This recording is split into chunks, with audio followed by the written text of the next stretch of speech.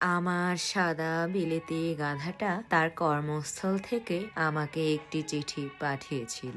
ডাক বিভাগ কর্মীদের বেতন বৃদ্ধি আন্দোলনের বিড়ম্বনায় পড়ে চিঠিটা গত ৩ মাস আটকে ছিল। অবশেষে বড়দিনের ঠিক আগের দিন আমি চিঠিটা হাতে পেলাম। প্রিয়তমা আমার, আশা করি আমার ভালোবাসায় সিক্ত হয়ে তুমি নিশ্চয়ই ভিজে আছো। তোমাকে ফেলে এই দূর শহরে তেলের খনিতে কামলার চাকরি আর ভালো লাগে না। কেমন আছো তুমি?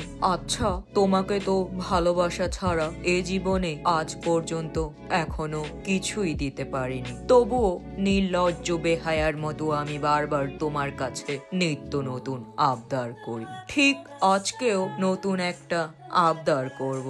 আমার পরিবারের সদস্যরা মনে করে তুমি আমার জীবনে পড়ে আছো একমাত্র সবুজ কার্ডের লোভে, কিন্তু তাদেরকে আমি আসছে বড়দিনে মিথ্যা প্রমাণিত করেই ছাড়বো। তাদের বুঝিয়েই ছাড়বো যে তুমি আসলে আমাকে কতখানি ভালোবাসো। এ বছরের বড়দিনের ডিনারে আমি চাই তুমি তোমার জাদুকরি হাতে বাংলাদেশি কিছু একটা রান্না করে নিয়ে যাবে, যেন তা খেয়েই তারা তোমাকে আপন করে নেয়।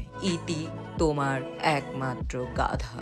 চিঠিটা পড়ে যখন জানতে পারলাম বিলেতি গাধাটার পরিবার আমাকে সবুজ কার্ড ডাকাত ভাবে, তখনই মেজাজটা বিগড়ে গেল।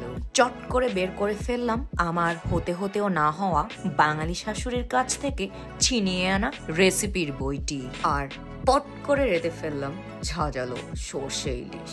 ঝালের ঠেলায় এই বিলেতিরা আজ বুঝবে আমি গরিব হতে পারি, কিন্তু তাদের মতো ছোট লোক নই।